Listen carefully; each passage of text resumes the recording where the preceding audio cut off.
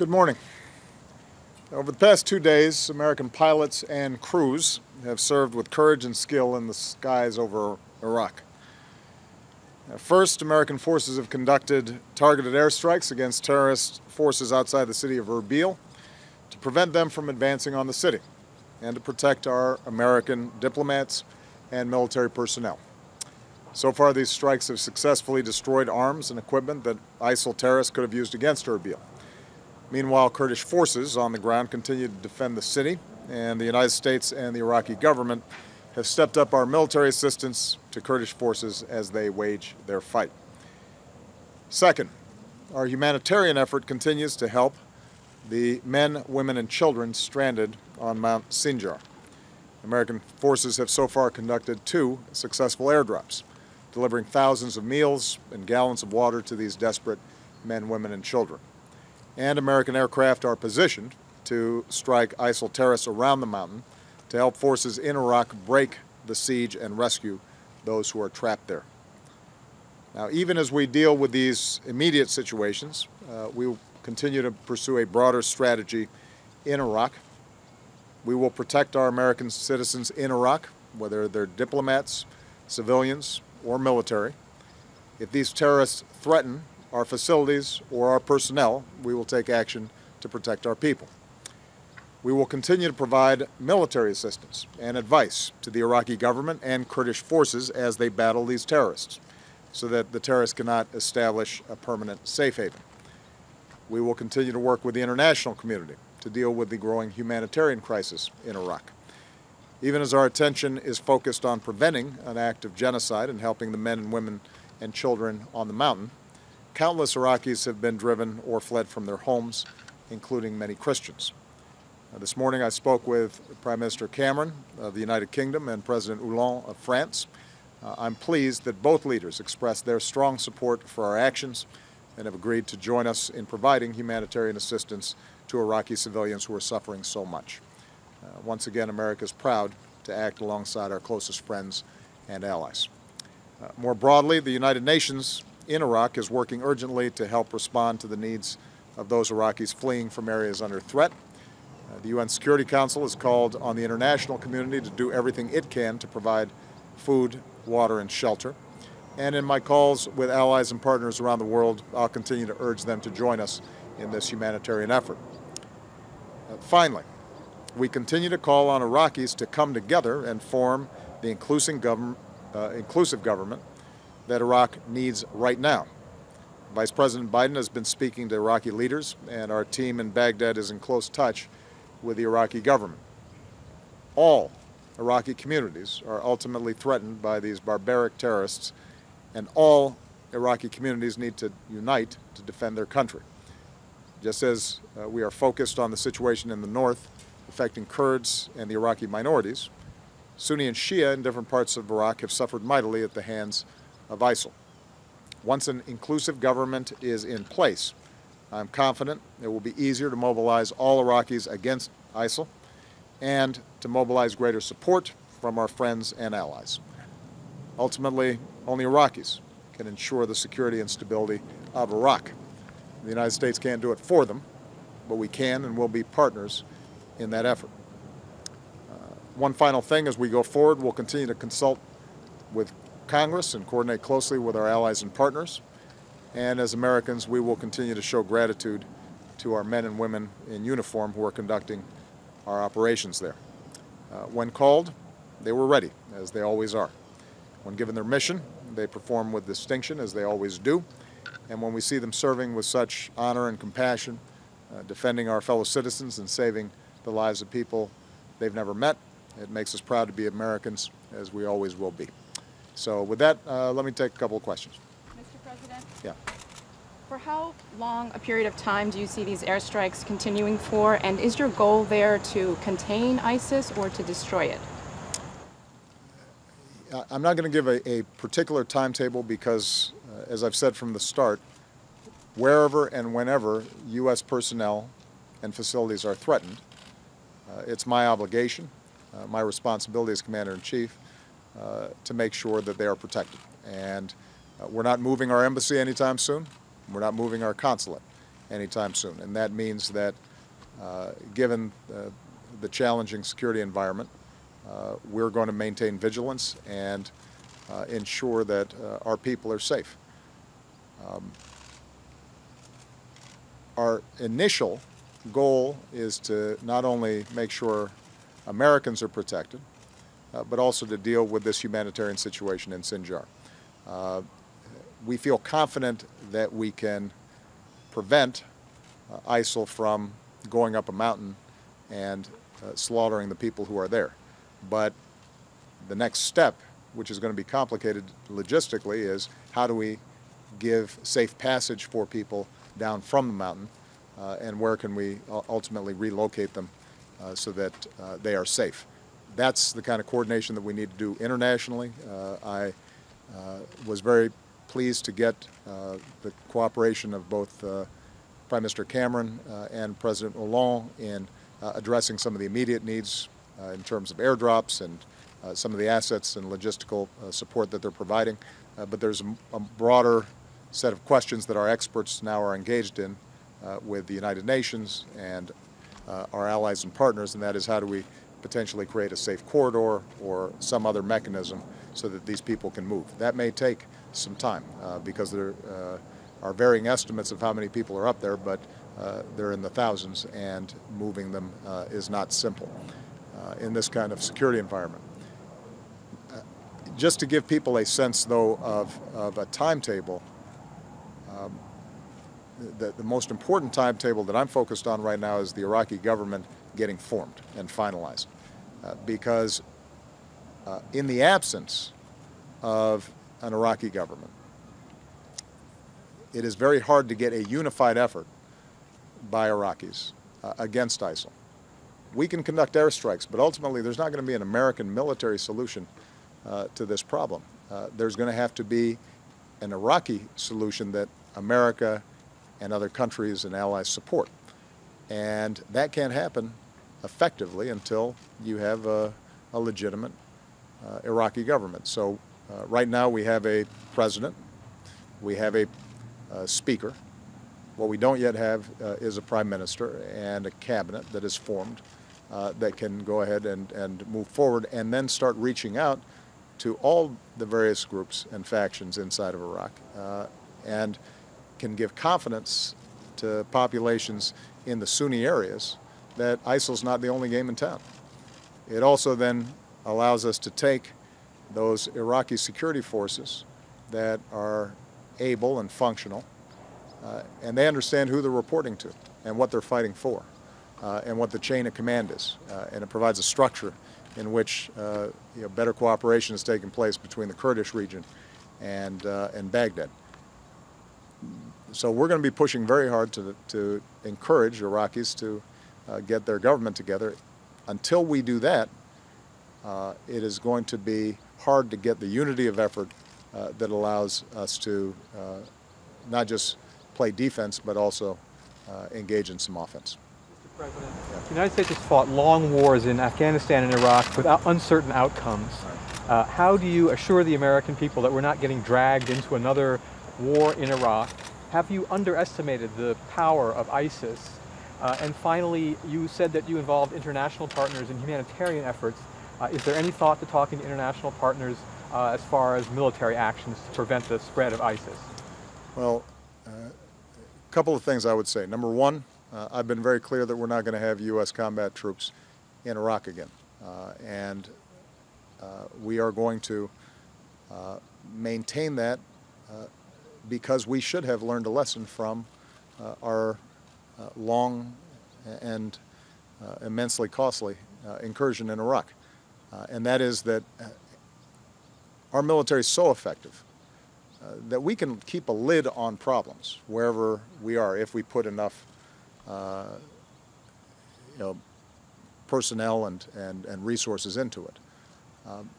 But it can only last if the people in these countries themselves are able to arrive at the kinds of political accommodations and compromise that any civilized society requires. And so it would be, I think, a big mistake for us to think that we can, on the cheap, simply go in, tamp everything down again, restart, without some fundamental shift in attitudes among the various Iraqi factions. That's why it is so important to have an Iraqi government on the ground that is taking responsibility, that we can help, that we can partner with, that has the capacity to get alliances in the region, and once that's in place, then I think we end up being one of many countries that can work together to deal with the broader crisis that ISIL poses. What were your other questions? Did we underestimate ISIL? I think that there is no doubt that their advance, their movement over the last several months has been more rapid than the intelligence estimates and I think the expectations of policymakers both in and outside of Iraq.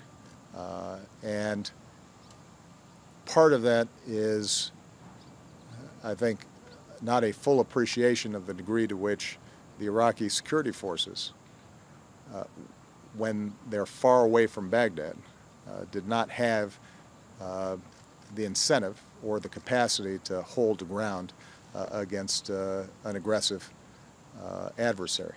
And so that's one more reason why Iraqi government formation is so important, because there has to be a rebuilding and an understanding of who it is that the Iraqi security forces are reporting to, what they are fighting for, and there has to be some investment by Sunnis in pushing back against ISIL. I think we're already seeing, and we will see even further, the degree to which those territories under ISIL control alienate populations because of the barbarity and brutality with which they operate. But in order to ensure that Sunni populations reject outright these kinds of incursions, they've got to feel like they're invested in a broader national government, and right now they don't feel that. So the upshot is that what we've seen over the last several months indicates the weaknesses in an Iraqi government, but what we've also seen, I think, is a wake-up call for a lot of Iraqis inside of Baghdad, recognizing that we're going to have to rethink how we do business if we're going to hold our country together. And hopefully that change in attitude, supplemented by improved security efforts in which we can assist and help, that can make a difference. Yeah. You just expressed confidence that the Iraqi government can eventually prevent a safe haven. But you've also just described the complications with the Iraqi government and the sophistication of ISIL. So is it possible that what you've described and your ambitions there could take years, not months? I don't think we're going to solve this problem in weeks, if that's what you mean. I think this is going to take some time.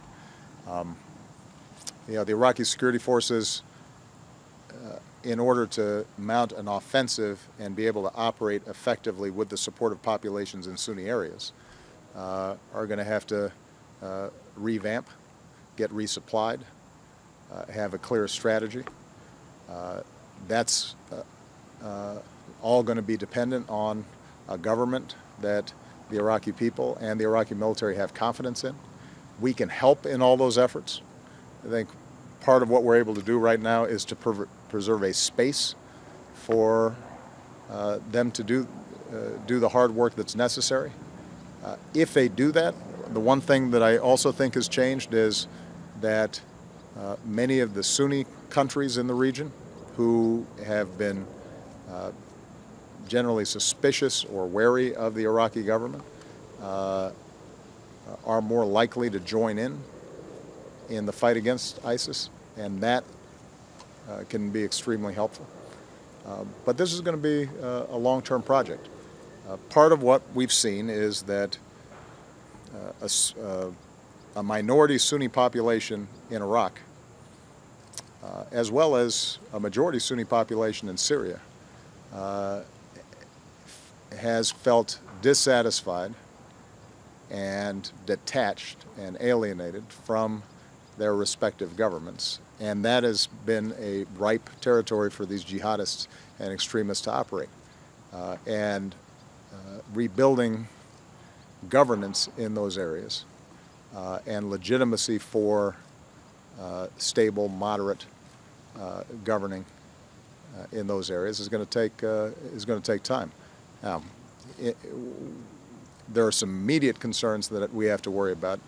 We have to make sure that ISIL is not engaging in the actions that could cripple a country permanently. There's key infrastructure inside of Iraq that we have to be concerned about. My team has been vigilant even before ISIL went into Mosul about foreign fighters and jihadists gathering in Syria and now in Iraq who might potentially launch attacks outside the region against Western targets and U.S. targets. So there's going to be a counterterrorism element that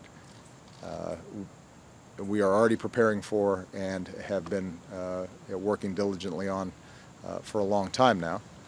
There's going to be a military element in protecting our people. But the long-term campaign of changing that environment so that the millions of Sunnis who live in these areas feel connected to and well served by a national government, that's a long-term process, and that's something that the United States cannot do. Only the Iraqi people themselves can do. We can help, we can advise, but we can't do it for them. And the U.S. military cannot do it for them. And so this goes back to the earlier question about U.S. military involvement. The nature of this problem is not one that a U.S. military can solve.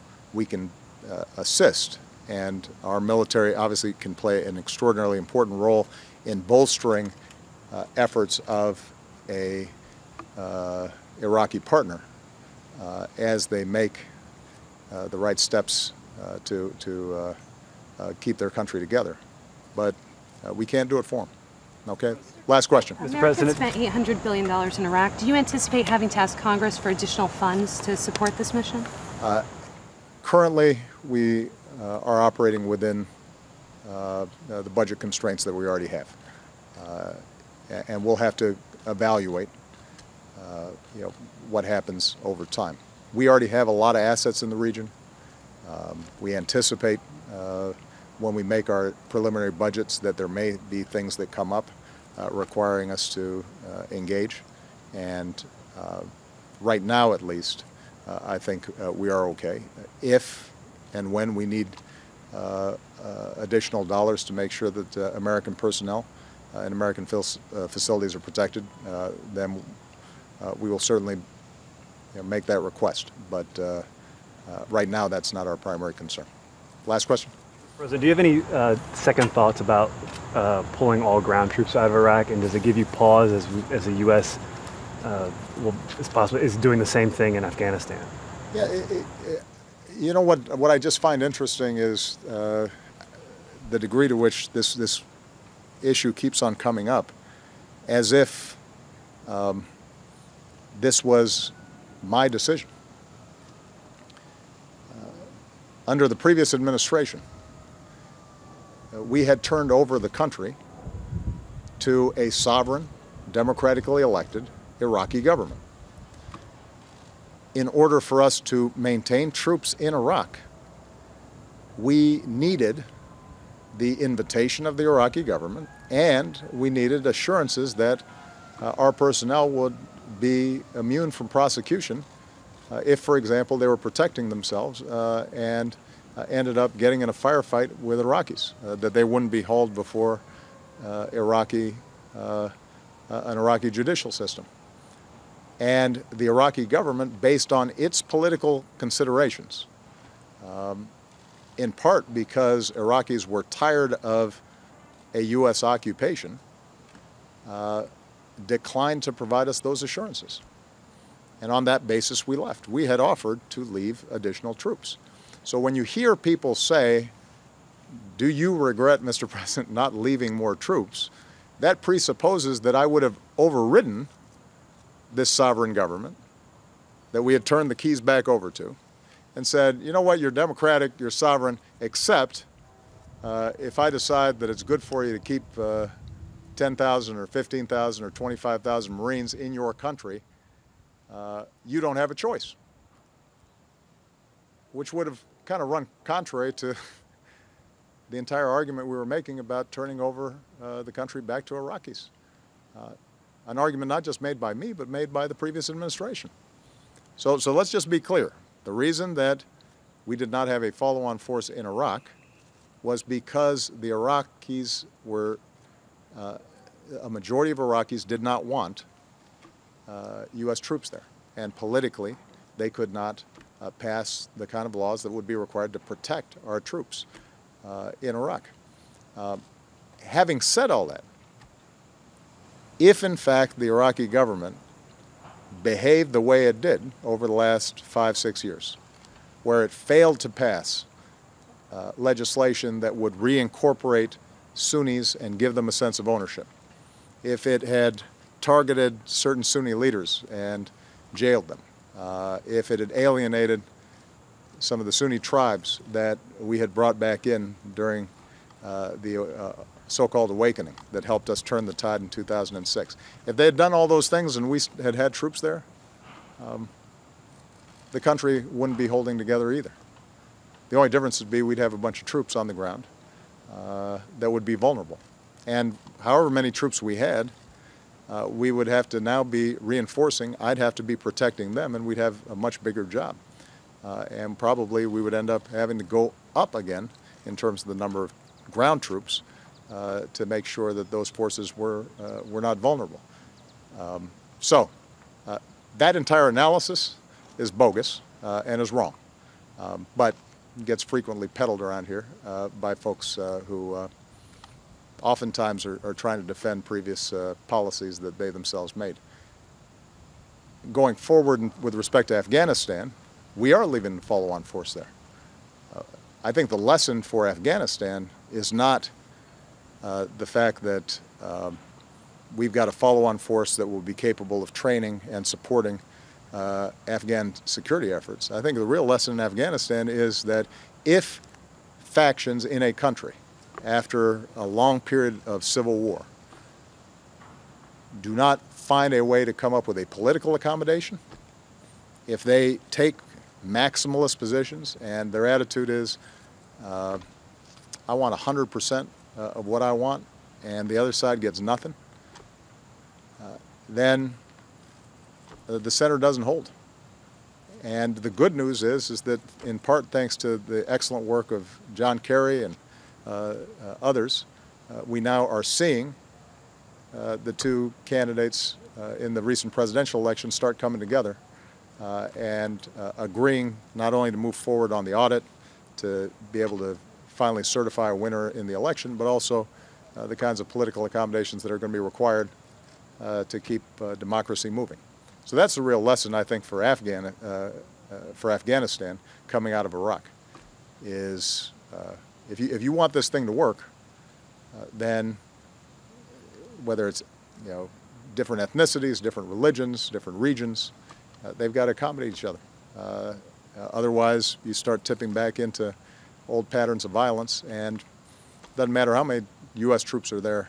If that happens, you end up having a mess. All right? Thanks a lot, guys.